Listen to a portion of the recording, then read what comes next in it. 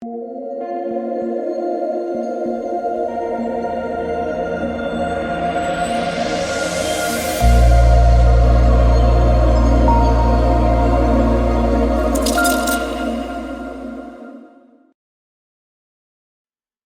what's going on, guys? It's DK. Back at you with another video here to break down the two-game NBA playoff slate on Tuesday. If this is your first time watching, welcome to my channel. Cover Draftkings, NBA Top Shot, Prize Picks, Super Draft. The sponsor of today's video, guys, is Roast Umber. You can use my discount code, DKDFS, for 20% off your order. It is linked down below. If you want my recommendation, if you're a coffee lover, check out the Nitro Cold Brew. Again, that's my personal favorite. And then premium content for Patreon, or premium content, I do offer that on patreon.com, NBA, USFL, esports. That is also linked in the description below. But before we talk about this two-game slate, let's recap my lineup from tonight. So I told everyone on Patreon I was getting crazy. I was like, I am going to fade an 80% owned Giannis and take a shot. And it ended up working out, even though Giannis had a good game. We went over it. We covered it pretty heavily on Patreon, how, so many people were going to be on a similar build, right? We knew everyone was going to play Giannis. Everyone was going to load up at the Memphis value. People were going to get to at least one of Horford, Grant Williams. So, and then one of Drew Holiday slash Jaylen Brown, right? We knew that a majority of the field was going to be playing a lineup like that. So I was just like, you know what? I'm fading Giannis. I'm going to hope for some foul trouble. He didn't end up getting in foul trouble. But I still got away with fading him because I got Memphis ownership really surprised me. I don't know if everyone just assumed that game was going to blow out, or what, because the ownership without John Morant was crazy. 34% Dylan Brooks. Now, sure. Faders didn't really get punished, but he also shot like 3 of 20 and cost Memphis the game. Desmond Bane, once again, he's not healthy. He's clearly not healthy, but a healthy, 37% Bane was too low, 25% Jaren Jackson Jr. Now, you guys know, for me, I love playing Jaren Jackson Jr. when he's low owned, and I knew he was going to be low owned tonight, so I, once again, went right back to him, and he smashed, right? I love playing guys that are boom or bust at low ownership, and you guys know, when Jaren Jackson Jr. is chalk, no way. I'm fading. I will not play a chalk Jaren Jackson Jr. When I want to play him was when he's at low ownership. He was low on tonight, and he smashed. He should have had a couple more points. That was a bad call. It should have been an and one. They called it on the floor. That was a little bit tilting as well. But, so the other guys in the early game, I went to Horford. I originally had Otto Porter instead of Grant Williams. So, obviously, that was a little bit tilting because, Grant Williams didn't close. He only played 24 minutes. He played less than he usually did. Now, he dealt with some foul trouble, but he played less than he usually did when he comes out the bench. So I originally had Otto. That would have been an extra 10 fantasy points there. But yeah, I only had Drew, Horford, and Williams, and I kind of loaded up in the second game.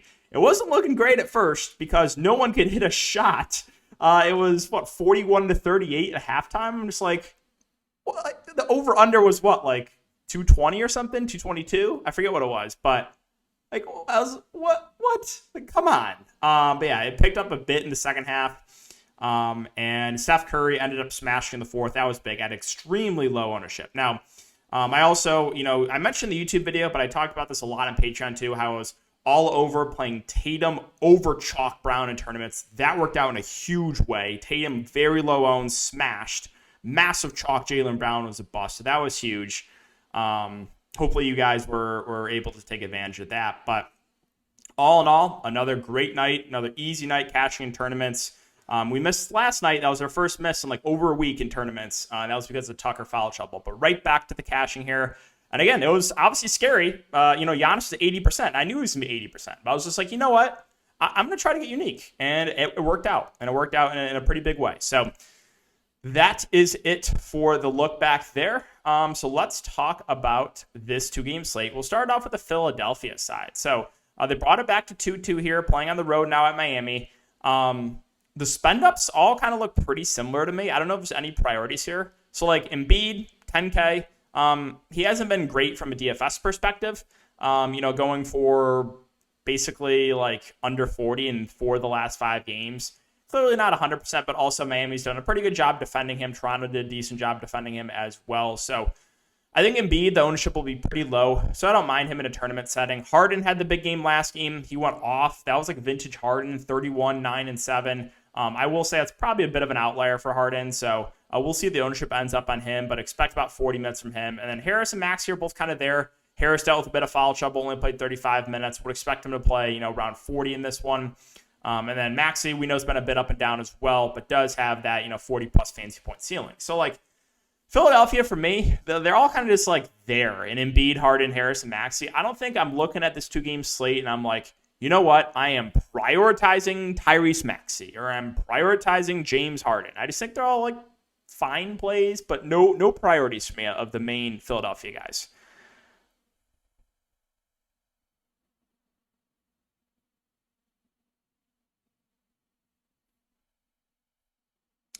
Okay. Paul Reed, he'll play the backup 5. Should play around 10 minutes. I guess he can get you like 10 to 15 fantasy points in that time. I think I'd rather take a shot in McGee, though, in the late game if we're going to go to like a complete punt like that. And then like you saw a little bit of run for Niang, a little bit of run for Milton, a little bit of run for Thibault. If you want to take a shot on one of those guys in the large field tournament, you can. Niang did play, I think, 21 minutes last game. Again, you did have a little bit of Tobias Harris foul trouble. Thibault, I think, only played about 15 minutes. It's really hard to feel good about any of those guys. So let's move on to Miami. Just stop it, Miami, right? It's so annoying. Luckily, this is the early game because we don't know who's actually questionable and who they're just throwing on the injury report to have as questionable. It's just so annoying. It happened with Dedmon last game. But I will say, I do think Kyle Lowry is actually 50-50. So that is pretty big news for Miami. That could open up a lot of value, actually, if Lowry isn't able to play. But starting at the top, Jimmy Butler, 9-5. I mean, he's played out of his mind. He's had a very, very good playoff so far. He's been their clear go-to guy. He should play around 40 minutes. I think he makes for a very safe play at the top. He has that small forward, power forward eligibility. So, I like Jimmy. I think he makes for one of the better spin-ups for sure. Bam Adebayo, it does feel a little bit underpriced at 7-2, but he's also going up against Joel Embiid. You have some foul trouble issues. He's been 4 and 5 fouls now the last couple games against Philadelphia, so that is a little bit concerning. I'll say he's more of a contrarian play for me. But if he can stay out of foul trouble, I wouldn't be surprised if he could have a decent game there. And then we got to talk about Lowry. So, yeah, he's, again, long quote here, but I think he's truly 50-50. The hamstring, he re-aggravated it, which is just, it's not a good sign, right? Hamstrings, hamstrings are awful. They can definitely hamper a player for a while. And with him re-aggravating that, it's not a good sign. So we'll see about his status for this game. If Kyle Lowry plays, I think you can consider him in a tournament setting. Obviously, the hamstring injury would be worrisome for sure. Now, if he misses, that's where we could have some value here for Miami, right? So you would probably see a guy like Gabe Vincent pick up a start at 4.2K. And I would assume he would probably play 25 to 30 minutes. Oladipo's minutes would be pretty secure. He had a great game. He also had like 5 blocks and 5 steals. We can't really expect that again from Oladipo. His price also jumped $1,000, but he would still be a viable option. Max Strus would look a little bit better, but the price did come up a bit on them. So it would open up more on the Miami side. However, again, you got price increases for Strus, a severe price increase for Oladipo. Again, we'll keep an eye on that one. If Lowry plays, I have a hard time paying 5.3K for Oladipo. I know he still has a chance to play some decent minutes, but he would be more of a contrarian play for me. Max Strus at 5K, again, dealt with some foul trouble. Also, he really hasn't had a great shooting game yet, but if he does, he does have a ceiling. He's just somewhat scoring dependent. PJ Tucker was very bad last game, also gotten massive foul trouble, probably lost about 10 or so minutes. On average, I think we are getting, 32 to 35 minutes from Tucker. Most of the time, he's getting you 15 to 20 fantasy points, which makes him a fair value play. And then that's probably it. I guess if Lowry's out, you could see a little bit of Martin, right? We saw when Lowry was out earlier on in the series, he was playing like around 15 or so minutes at 3.1K. Also, keep an eye on Dedmon. I think he'll play. It was just an illness, so a couple days off. I would assume he's back. And if that's the case, he's a viable punt play because I think he would obviously put the backup 5, and if Bam gets in foul trouble, you probably see Dedmon get extended. So I do think he's an interesting punt play there at the flat min price. And then Dallas and Phoenix. So Luka Doncic, I mean, I've been playing him all series. I see no reason why I won't go back there. I think the only way he really fails here is foul trouble or blowout. So, yeah, Luka looks phenomenal. Super high floor, high ceiling. I think in this game, he's going to play over 40 minutes. So I like Luka quite a bit. In the mid-range, Brunson at 6'4" is kind of just there. He should be the number 2 in offense. Played 38 minutes last game. Is a guy that can contribute in a lot of different ways. I think he's like a decent option. Finney Smith, I'm still tilted about that. I have finally faded him. Goes for 41 fancy points, but he should play as many minutes as he can handle, probably around 40. So I think he's a fair play. Might be a little bit overowned, though, after that last game. Reggie Bullock at 5'2", should play around 40 minutes as well. Like, for me, I think I would rather take the shot on Reggie Bullock actually over Dorian Finney-Smith, just because I think Finney-Smith will be a lot more popular, and I would just rather go to the lower owned of the two options. I think they look relatively similar in Bullock and Finney-Smith. Maxi Kleber's price has slowly come up. He's now over 5K, but I think it's warranted, right? Powell's basically been just playing the first 5 minutes of each half, and that's it. We saw 33 and 34 minutes last couple games for Kleber. So as long as there's no foul trouble, I think we do get around 30 minutes from Maxi Kleber, which at 5'1", I think makes him a decent option. He's obviously a guy that can stretch the floor and knock down some threes. Dinwiddie at 4'9", came off the bench and played very well at the first half, and then didn't do much in the second half, only played 19 minutes. On average, we should get around 25 minutes from him, which at a sub 5K price point, I think makes him a viable option, but I don't think we get huge minutes from Dinwiddie unless there's some foul trouble there with one of the starters. And then Powell, I mean, he is very, very cheap, but his minutes have been ticking down. I would just rather take a shot at McGee over Powell. Bertans came out the bench and lit it up. I mean, I guess he's playable. Like, maybe if Finney-Smith or Bullock get in foul trouble, he could play a bit more, but I just don't know if that's the shot I want to take. And then finally, Phoenix. So I think the Phoenix Suns look very good. I think my favorite team to target on this 2-game slate. Booker and Paul both feel a little bit underpriced. Booker at 8'6", had a big game last game at relatively low ownership over 51 fancy points. Yeah, I think he looks like a decent spend up. I think Chris Paul is in for a bounce back game, right? Back-to-back bad games, just straight up bad game 2 games ago with 7 turnovers. And last game, some ticky-tack fouls. It's like, were they actually fouls? So, yeah, I think Chris Paul is going to come out pretty aggressive here at 8K. I think he makes for a very, very safe place. I like the 2 guards. I think DeAndre Ayton feels a little bit too cheap. Like, when will the Ayton faders be punished? Is tomorrow the day? Maybe. I mean, he should be able to have his way. I think they need to go inside to DeAndre Ayton a little bit more against this Dallas front court. So, at 7K, I think he makes for a pretty safe play. We know we're getting out of Bridges and Crowder, too. Bridges should play about 40 minutes. He had a bad game last game. Also dealt with a bit of foul trouble. I think he would bounce back. And then Jay Crowder, I expect to be very popular. He's also got a pretty big minutes increase, right? In the Pelican series, he was averaging, 25 to 30 minutes. Well, he's been consistently playing like 35 plus now. And if that's the case, yeah, I think he looks pretty good. A guy that can knock down some shots. He can really kind of do everything. Now, if Jay Crowder is going to be very popular, kind of like the Dallas side, right? If everyone's going to play Jay Crowder, I would rather pay the extra $200 for Bridges at lower ownership.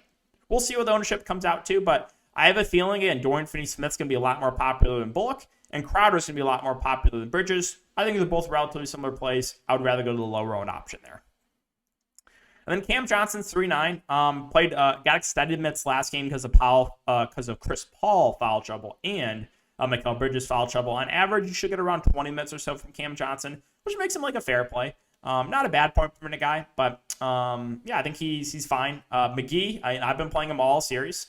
My only concern here is, which is a little bit scary, we saw Bismack Biyombo for some reason play 2 minutes in the fourth quarter last game. Like, what are we doing? Why is Bismack Biyombo playing in a game? That's what I want to know. So with McGee, he's going to be super productive, probably play somewhere in the neighborhood of 10 to 15 minutes. He's played 10, 14 to 10 minutes so far in this series. My only concern is, do we see Biyombo again, right? And that was kind of the concern at the end, down the stretch of the Pelican series where, McGee only played 9 and 3 minutes. So it is a little bit worrisome, but with McGee, he's going to be super productive when he's on the court. And then PAYNE at 3-3. Got a little bit of extended minutes also because of Chris Paul foul trouble. He has struggled. He had like that one decent game. But other than that, he has not played well in the playoffs. I expect him to play, 10 to 12 minutes.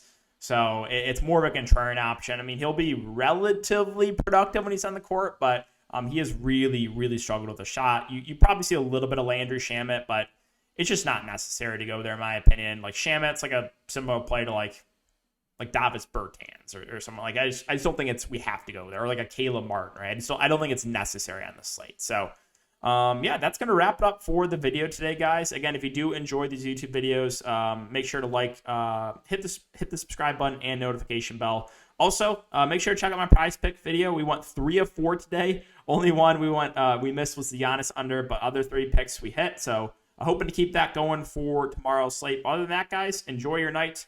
Hopefully, we have some more big winners, and I will see you all in the next one.